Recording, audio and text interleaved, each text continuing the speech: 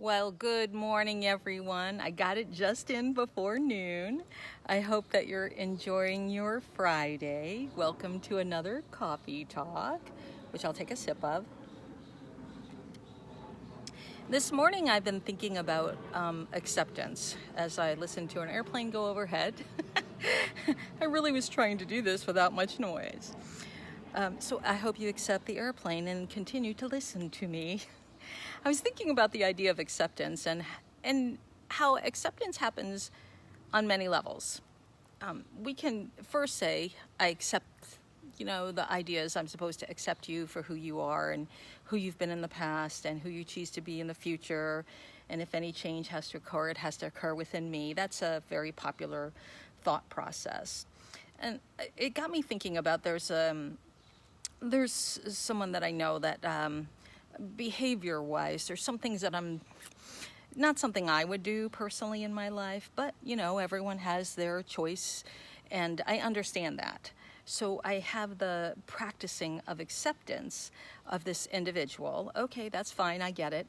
But what I'm aware of is every time I encounter them, I have that little when they're exhibiting the behavior that I said I accepted, and yet it still gets my goat, I guess is the best way we can say that. And what made me think about is what are some of the things that I can do to help me so that it doesn't get my goat? I mean, truly, the concept of acceptance is if I really did accept this individual in everything, then it shouldn't bother me anymore. I should be able to see them and not think, oh, there goes that person, and oh, there they go again doing it. I ought to be able to rise above that. And it seems like I can do that if the person's not in front of me. If I have an individual who I struggle with, and I will accept their behavior, and grateful they're not in front of me, and it's easy to accept them because I don't have to be encountering them or interacting with them. And then when they come in front of me, I think, And like I said, the goal would be to be able to accept and not have them angst me. So it made me think about the idea of acceptance. So the first level, of course, would be that I'm aware that I need to accept. So first I get all upset, and then all of a sudden I'm aware, oh, yes, I need to accept what's causing this reaction. Oh, I'm awareness. Awareness needs to be accepted. The second thing is once I'm aware that I have to be accepting, then I practice it, and most of the time I catch myself after I've said it. Oh, that's right, I need to do that. And we've talked about this before, how you're conscious and then you're conscious of being conscious. So now I'm aware that I want to accept. I'm aware that I'm going to accept, and then I'm aware that I accept. Those are the things that come into play when it comes to the many levels of acceptance.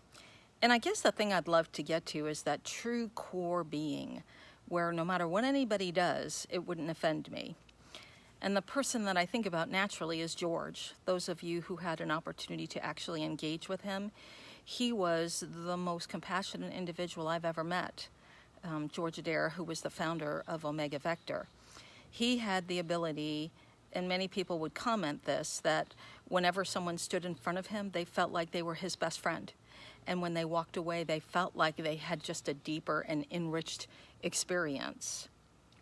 When he passed away, there were a number of people who reached out to me and, along with the condolences and stuff, expressed how deeply they felt about him and how that he made an impact in their life simply because that when they stood in front of him, they never felt judged. And I agree with him. I agree with them, those individuals. That's what George did. He had the uncanny ability to look past any behavior, any reaction, and find and connect with the soul. And that's what I really strive for, is the many levels of acceptance would be to finally get to that place where I don't see the person who's standing in front of me. I see a soul who's standing in front of me. I see another individual who's walking life just like I am.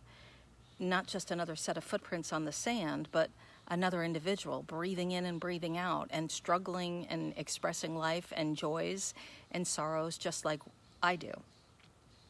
Because acceptance really does come down to judgment and the idea that you want to be able to release your judgment on these individuals. And I would say again, I'm very grateful that I had George Dare as a teacher and a guide to explain and demonstrate what it is to accept individuals on the deepest level, on the greatest and deepest level. So that's something I was thinking about this morning. If we could remember that when someone stands before me, forget about what their behavior is and the words that they choose and the facial expressions that they use, but look deeper. Look into their eyes and look deeper for their soul, and remember that it's a soul there. And if we can remember that I'm accepting at a deeper level the soul, then it's easier to do. Why would I not express a soul, not accept another soul who's existing on the planet with me, who's sharing the path with me? Those are the things that I was contemplating this morning, and I thought I would share those with you since it's been a while since I've done a coffee talk.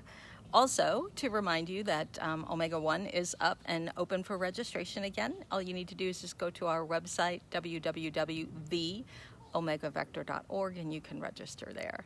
So thanks for joining me this morning for my coffee talk. I hope you have a wonderful rest of your day and a wonderful rest of your weekend, and I look forward to seeing you on Monday for our insight, which I believe I'm talking about the horizons. Until then, bye now.